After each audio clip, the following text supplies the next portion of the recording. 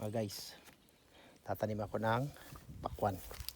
Kaya ito tayo ngayon sa asyenda natin. Tayo tayo ng farm. Ano tayo? Yung pakwan. Ano?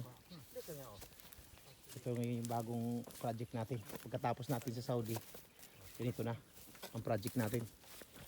Para at least kahit papano may pagkaabalahan. Pakwan yan, sabi nila 2 buwan daw pwede ka na humarbis. Kaya kumaga huwag natin pag-aksaya ng panahon kasi tag-init ngayon eh. Pakwan daw, basta pag tag-init pakwan, huwag lang tag-ulan. Kaya yun, ito yung ano, atas ng Saudi Arabia. Wala na, nagretiro na ako. Ito na ngayon yung pinagkaabalahan ko, yung tatanim ganyan, nyug. Ito yung tapahan ng nyug namin.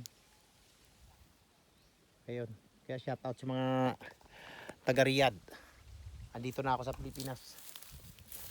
Kaya mga idol, don't forget to share and subscribe my YouTube channel, Marco21 Vlog. Yan o. Salamat mga idol.